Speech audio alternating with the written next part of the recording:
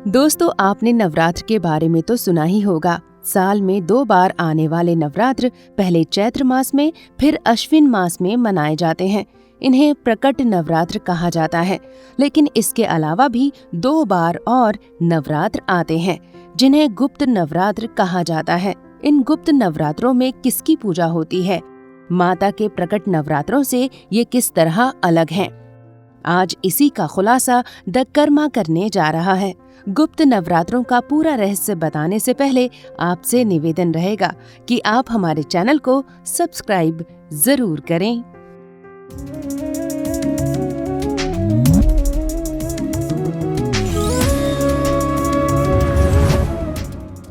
गुप्त नवरात्रों को सनातन धर्म में बहुत अहम माना गया है।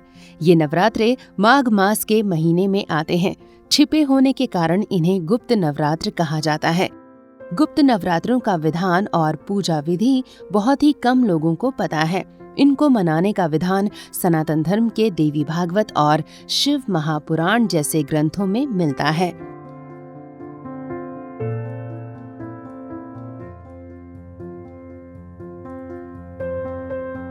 हिंदू धर्म के सभी पर्व मनचाहा फल देने वाले होते हैं, पर हम आपको बता दें कि गुप्त नवरात्र प्रकट नवरात्र की तुलना में काफी महत्वपूर्ण माने गए हैं, क्योंकि गुप्त नवरात्रि में तंत्र की साधना की जाती है, जो किसी गुप्त स्थान पर ही होती है। ये गुप्त नवरात्रि तांत्रिक और जादू टोना करने वाले साधकों के लिए होती है। अघोर तांत्रिक गुप्त नवरात्रि में महाविद्याओं को सिद्ध करने के लिए देवी की उपासना करते हैं। यही कारण है कि इस नवरात्रि को दूसरी नवरात्रि से अलग माना जाता है। ग्रस्त जीवन जीने वाले इस नवरात्रि को कम मनाते हैं, पर देवी तो सब पर दया करती है। वे मनचाहा फल प्रदान करती हैं।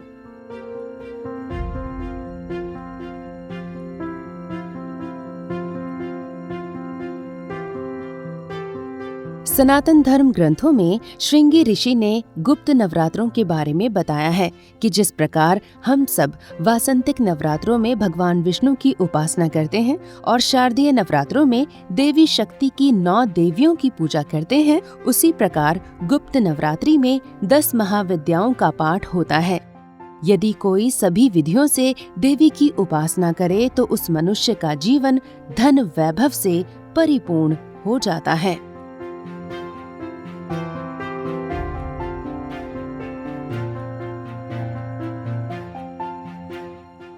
सनातन धर्म पुराणों में कई जगह ये कहानी मिलती है कि जब देवी सती के पिता महाराजा दक्ष ने यज्ञ का आयोजन किया था, तो उन्होंने महादेव और अपनी पुत्री को निमंत्रण नहीं दिया था।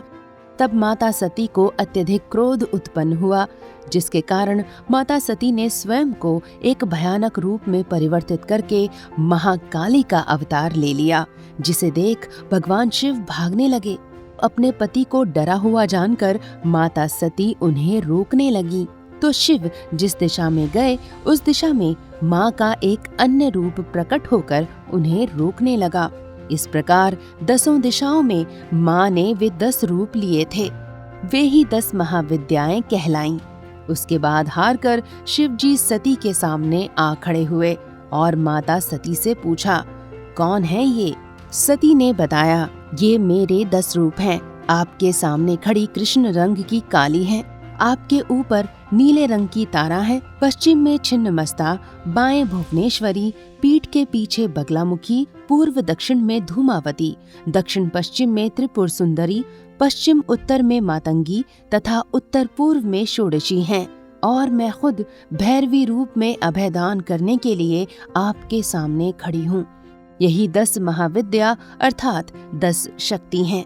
बाद में माँ ने अपनी इन्हीं शक्तियों का उपयोग दैत्यों और राक्षसों का वध करने के लिए किया था।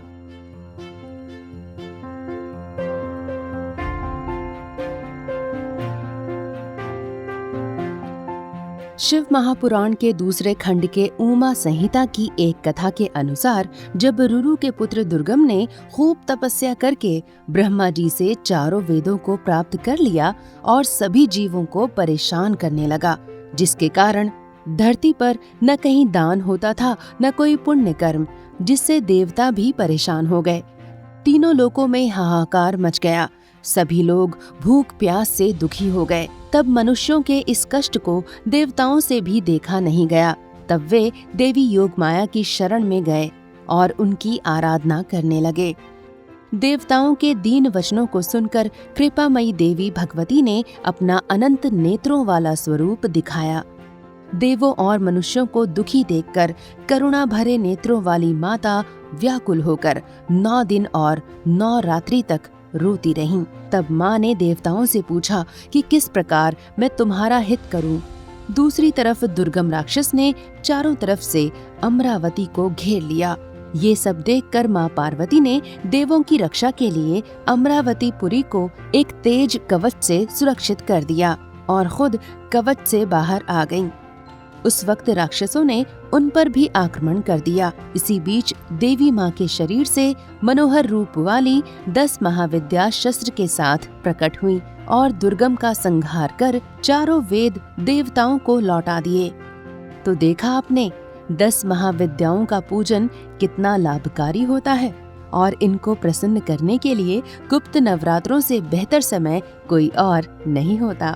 गुप्त नवरात्रों से जुड़ा कोई भी सवाल आपके दिमाग में अभी भी बाकी हो तो आप हमें कमेंट बॉक्स में जाकर लिख सकते हैं।